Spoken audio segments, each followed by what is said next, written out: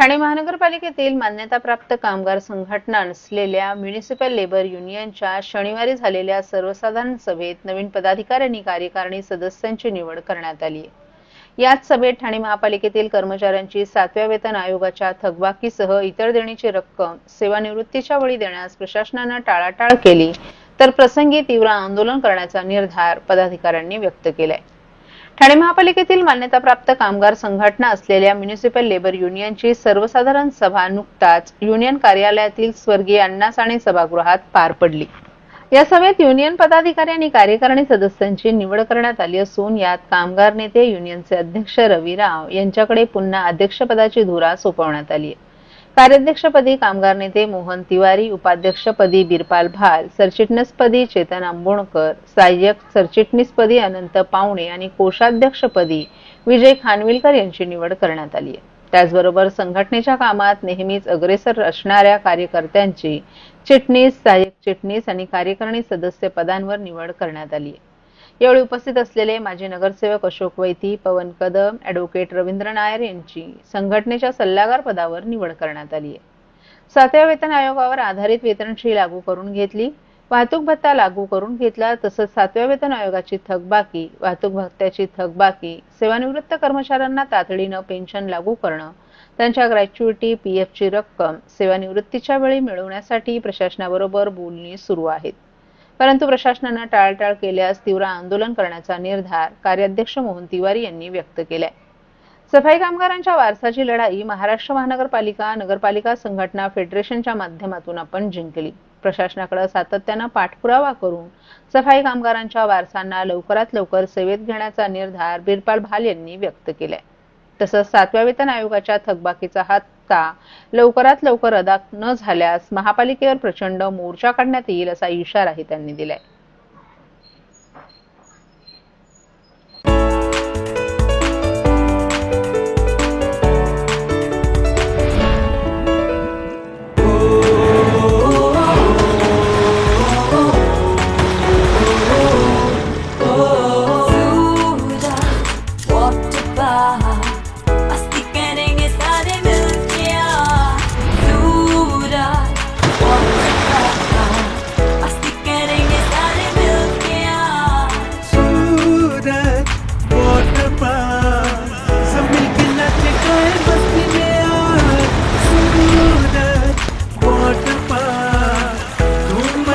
सब मिलके आज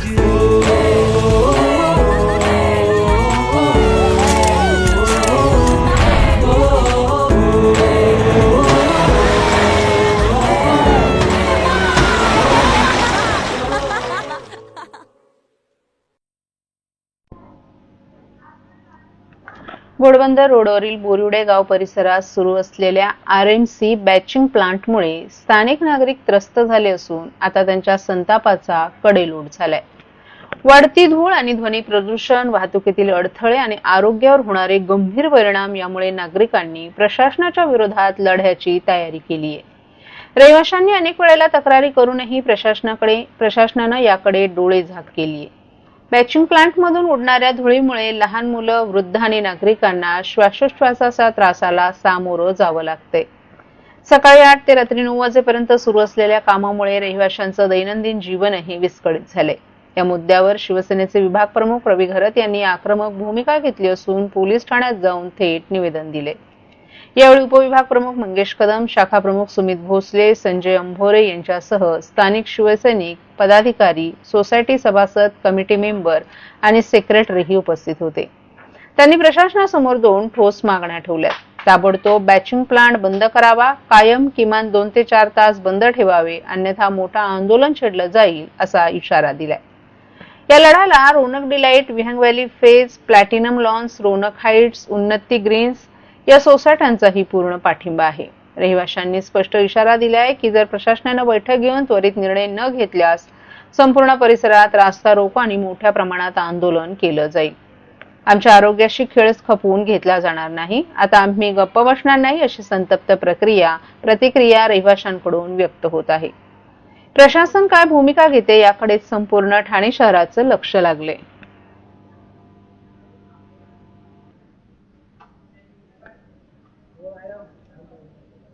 अतिशय डेव्हलपमेंटच्या आम्ही बरोबर आहे, पण डेव्हलपमेंट होत असताना जे काही सोसायटी वर्ग रेडी झालेले आहे, कॉम्प्लेक्स रेडी झालेले आहेत, हावरेपासून तर पूर्ण वियंगपर्यंतचे जे काही बिल्डिंग्स रेडी आहेत, 700 ते 1000 फ्लॅट रेडी आहेत आणि त्याच्याबरोबर एक बोलताना 25 मीटरवर RMC प्लांट बसवण्याचा प्रयत्न बिल्डर करत आहे.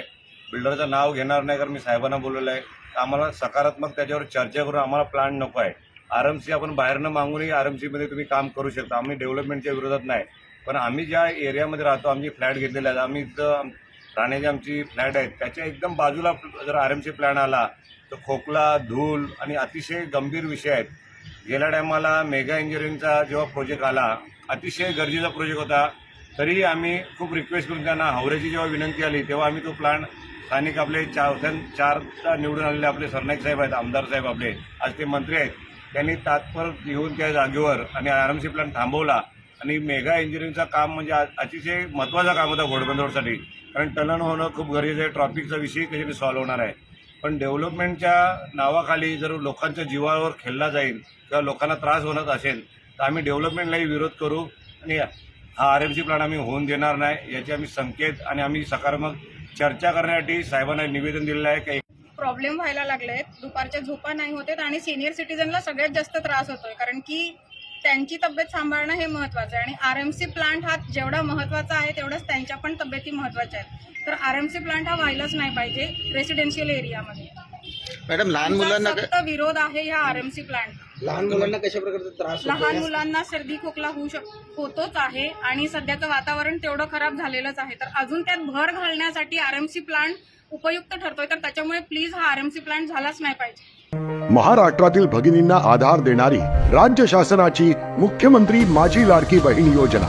या योजनेअंतर्गत अल्प उत्पन्न गटातील 21 ते 65 वयोगटाच्या भगिनींना मिळणार दरमहा 1500 रुपयाची मदत. अर्ज करण्यासाठी 31 ऑगस्ट 2024 पर्यंत मुदतवाढ. कुटुंबाचं वार्षिक उत्पन्न 2.5 लाख रुपयांपेक्षा कमी असलेल्या महिला पात्र. कुटुंबाकडे पिवळं किंवा केशरी रेशन कार्ड असल्यास उत्पन्नाचा दाखला आवश्यक नाही.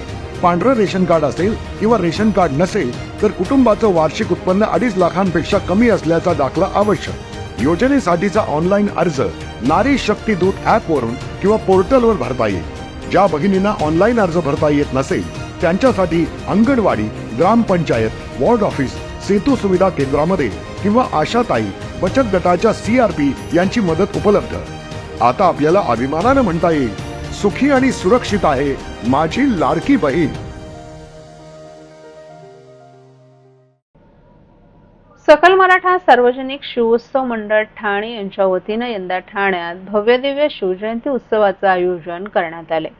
या उत्सवाच्या अनुषंगानं ठाणे शहर आणि जिल्हा तालीम संघ यांच्या मान्यतेनं महिला आणि पुरुषांच्या कुस्तीचं आयोजन करण्यात आले. भव्य निकाली कुस्त्यांचं जंगी मैदान आयोजित केले. या मैदानात अनेक प्रेक्षणीय लढती पाहायला मिळणार आहेत. या स्पर्धेत विजेत्यांना मराठा केसरी किताबासह 2 चांदीच्या गदा दिल्या जाणार असल्याची माहिती आयोजकांच्या वतीनं रमेश आंबरे यांनी दिली आहे. येत्या 19 फेब्रुवारी रोजी ठाण्याच्या श्री छत्रपती शिवाजी महाराज मैदानात या शिवजयंती सोहळ्याचं आयोजन करण्यात आले. या सोहळ्यासाठी महाराष्ट्राचे मुख्यमंत्री देवेंद्र फडणवीस, उपमुख्यमंत्री एकनाथ शिंदे, अजित पवार, भाजपचे कार्याध्यक्ष रवींद्र चव्हाण, वनमंत्री गणेश नाईक यांच्यासह अनेक मान्यवर उपस्थित राहणार आहेत. तसंच यावेळी मराठा भूषण पुरस्कार देऊन देखील मान्यवरांचा सन्मान करण्यात येणार आहे. यामध्ये शैक्षणिक क्षेत्रात डॉक्टर सिमरन धनंजय समुद्रे, सामाजिक क्षेत्रात लक्ष्मण बेलगोजी, इतिहासकार, शैक्षणिक व सामाजिक क्षेत्रात सहाय्यक प्रादेशिक परिवहन अधिकारी, एक अष्टपैलू व्यक्तिमत्व विश्वंभर शिंदे, क्रीडा क्षेत्रात पैलवान रंगराव पाटील, तर विशेष सन्मान चितळसर मानपाडा पोलीस स्टेशनचे पोलीस शिपाई किशोर साळुंके, सामाजिक क्षेत्रात चंद्रकांत प्रभाकर बागल अशा 6 मान्यवरांचा मराठा भूषण पुरस्कार 2025 न सन्मान करण्यात येणार आहे.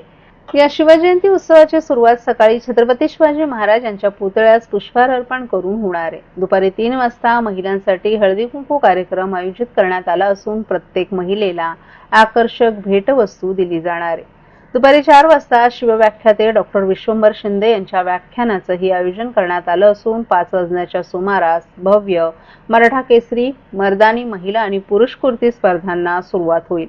या स्पर्धेतील विजेत्यांना मान्यवरांच्या हस्ते पुरस्कार देऊन गौरवण्यात येणार आहे. या जयंती उत्सवात ठाणे शहरातील सर्व शिवप्रेमींनी उपस्थित राहावं असं आवाहन रमेश आंबरे यांनी केलंय.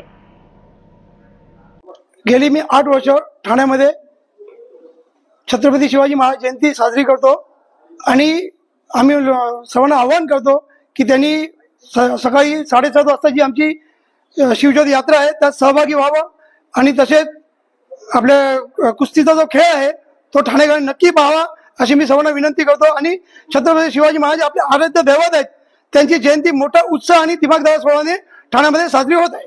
तर कशा प्रकारचं स्वरूप असणार आहे तुमच्या शिवसन्मान ज्योत